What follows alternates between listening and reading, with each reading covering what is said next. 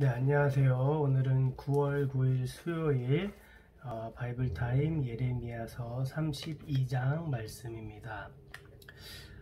이 예레미야서 최고의 이 클라이막스는 30장에서 이 33장을 볼 수 있습니다. 이 29장까지는 죄로 인해서 망한다 라고 얘기하시고, 이 30장부터 그러나 끝이 아니다, 회복이 있다, 소망이 있다 라고 하나님께서 말씀해 주시고 계십니다. 이 32장은 새 언약이 선포된 후 이 이야기가 시작이 됩니다.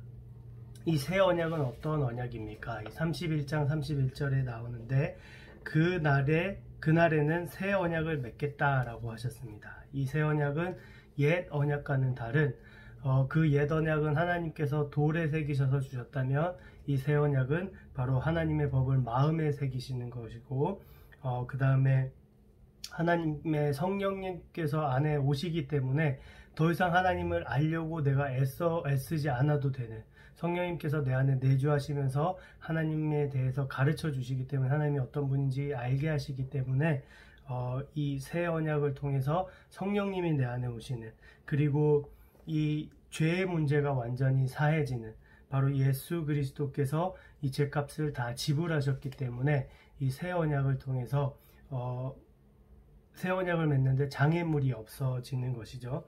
그래서 이 언약 관계에서 하나님과 내가 영원해지는, 바로 이것이 새 언약입니다. 그래서 이 새 언약이 31장에서 선포되고 나서 32장에서 이 새 언약을 믿는 백성들이 그러면 어떻게 살아가야 하는지 이 32장에서 예레미야를 통해 잘 보여주고 있습니다. 예레미야서 32장 1절에 시작은 시드기야 제10년이라고 나와 있습니다. 이 시드기야 왕 제11년에 유다가 바로 망하게 되는데요. 2절에 보면 이 예루살렘이 바벨론 군사에 의해서 포위되어 있습니다. 이미 이 시드기야 왕 9년 때부터 이미 포위가 되고 있었는데요. 이 2년째 나라는 포위되고 있었고, 그때 예레미야는 궁궐의 감옥에 갇혀 있었습니다.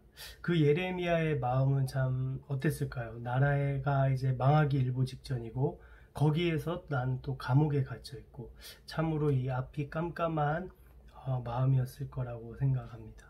근데 또 그 갇힌 이유가 3절에서 5절에 잘 나와 있습니다.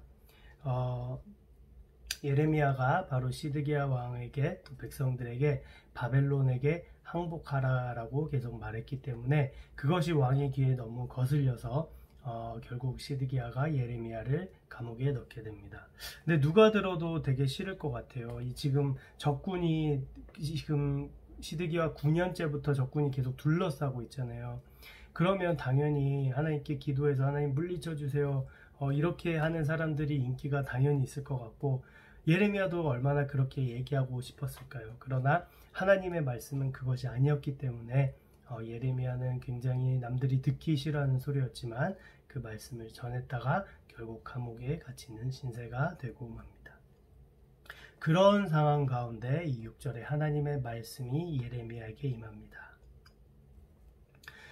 바로 7절 말씀에 사촌 하나멜이 와서 자기의 밭을 예레미야에게 사라고 할 건데, 하나님이 그것을 사라고 얘기를 하십니다. 지금 나라가 망하기 일보 직전인데 왜 하나님은 도대체 이 땅을 사라고 하시는 걸까요? 그리고 8절 9절에 보면 진짜로 하나님의 말씀대로 이 하나멜이 와서 밭을 사라고 하고, 이 예레미야는 밭을 삽니다. 그리고 그것을 그냥 둘의 이야기로만 사는 것이 아니라 10절부터 12절을 보면 그 밭을 사는 이스라엘의 그 법적 절차를 잘 밟아서 그 규례대로 밭을 사는 것을 보여주고, 그 다음에 13절 많은 사람들 앞에서 이 매매를 공개적으로 하는 것을 볼 수 있습니다. 그러면 사람들이 아마 질문하게 되겠죠. 나라가 망하기 일보 직전인데 왜 지금 땅을 사냐고. 그러자 이제 예레미야가 하나님의 말씀을 들려줍니다. 15절에 바로 이 땅이 지금은 망하고 심판받을 거지만 회복되어서 땅을 다시 사고 파는 날이 올 것이다. 그것을 바로 하나님의 말씀을 이 예레미야가 이 땅을 사고 파는 이 사건을 통해서 사람들에게 하나님의 말씀을 전하고 있는 것입니다. 그리고 나서 16절에 예레미야는 하나님께 기도를 합니다. 이 회복의 말씀을 받았지만 아무래도 당장 눈앞에 닥친 이 심판을 보면서 참 마음 아파하는 예레미야의 모습을 볼 수가 있습니다. 그래서 16절부터 25절까지 하나님이 이스라엘 백성들을 애굽에서 인도하여 주시고 가나안 땅으로 이제 인도해 주셨지만 하나님의 말씀을 순종치 아니함으로 심판받게 된 이스라엘 백성에 대해서 하나님 앞에 기도하고 있는 예레미야의 모습을 볼 수 있습니다. 그리고 26절부터는 그에 대한 하나님의 답변이 나옵니다. 이스라엘 백성들이 그동안 지었던 죄에 대해서 하나님께서 35절까지 무려 10절에 걸쳐서 그들의 죄를 나열하고 계십니다. 그러나 그 죄에서 심판에서 끝나는 것이 아니라 오늘 이 36절부터 하나님의 놀라운 놀라운 회복의 말씀이 선포되고 있습니다. 특히 40절에 보면 영원한 언약을 이스라엘 백성과 다시 세울 것이다 라고 말씀하고 계시고 42절에 이 백성에게 지금 큰 재앙을 내린 것처럼 반대로 복을 또 내리시겠다고 말씀하고 계십니다. 그리고 그 땅이 회복되어서 마치 오늘 예레미야가 땅을 산 것처럼 사람들이 땅을 사고 팔게 될 것이다 라고 말씀하고 계십니다. 그리고 오늘 이 32절이 끝나게 됩니다. 32장 전체를 보면 1절에서 15절은 이 예레미야의 땅 매매 스토리 가운데 하나님께서 회복시킬 것을 말씀하고 계시고 중간에 예레미야의 기도와 또 그 하나님의 답변 후에 또 하나님께서 회복시킬 것을 말씀하고 계십니다. 오늘 제가 나눌 한 구절 말씀은 32장 38절 말씀입니다. 그들은 내 백성이 되겠고 나는 그들의 하나님이 될 것이며. 이 말씀 구절은 계속해서 이제 구약 성경을 계속 읽으셨기 때문에 우리가 너무나 자주 본 말씀인데요. 이 하나님이 출애굽기 시절부터 계속 꿈꿔오셨던 말씀입니다.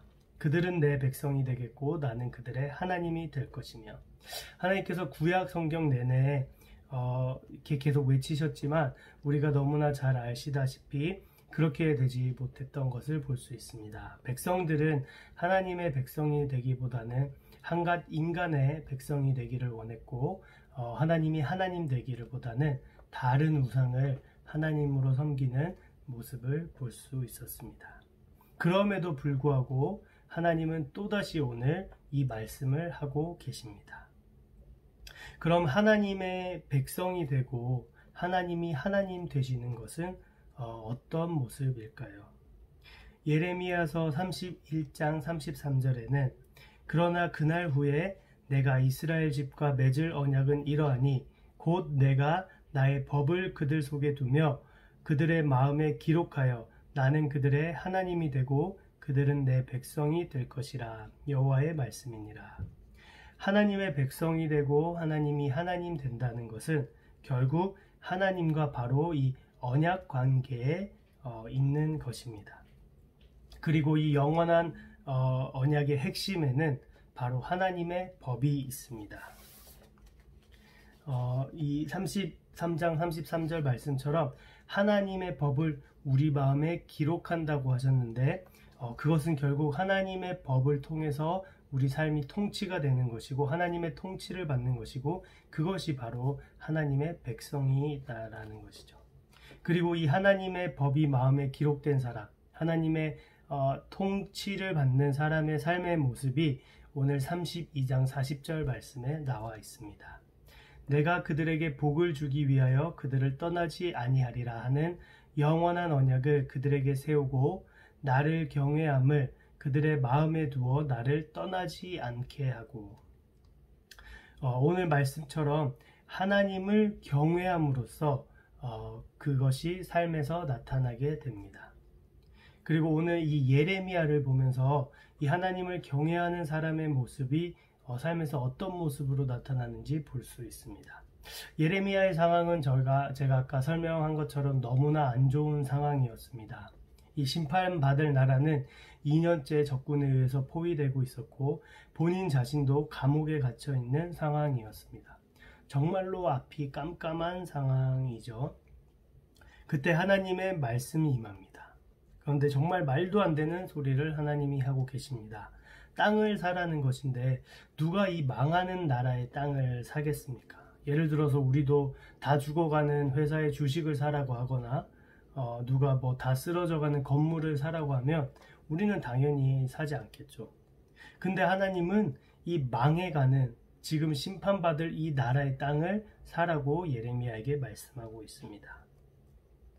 예레미야는 본인이 직접 하나님의 말씀을 받아서 유다 나라가 망할 것이라고 선포했었고, 그리고 그것이 실제로 눈앞에 닥쳐 있는 상황이죠. 정말 근데 이 땅을 사라고 하는 하나님의 말씀을 참 어떻게 받아들였을지 모르겠습니다.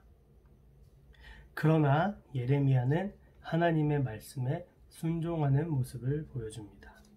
70년 뒤에 회복하시겠다는 그 하나님의 말씀을 듣고 그것을 믿고 이 땅을 삼음으로써 순종하는 모습을 보여줍니다. 이 하나님을 경외하는 사람의 모습이 바로 이건데요. 하나님의 말씀에 순종하는 사람입니다. 하나님을 경외하는 사람은 이 상황을 보지 않고 말씀에 시선을 고정합니다. 왜냐하면 하나님의 말씀은 반드시 성취된다는 것을 믿기 때문입니다. 이것이 바로 하나님을 경외하는 사람, 즉 하나님이 하나님 되시고 하나님의 백성된 사람의 모습입니다. 우리는 예수 그리스도를 영접함으로써 하나님의 자녀가 되었습니다. 성령님께서 우리 안에 내주하시면서 하나님의 말씀을 가르쳐 주고 계십니다. 그래서 우리도 오늘 하루 삶 가운데 순간순간 말씀하시는 이 성령님의 음성, 하나님의 말씀을 듣고 그것을 붙들고 그것을 순종함으로써 하나님이 하나님 되시고, 그래서 하나님의 백성으로서 하나님의 통치를 받고 하나님이 기뻐하시는 그런 삶을 사는 여러분들이 되시기를 소망합니다.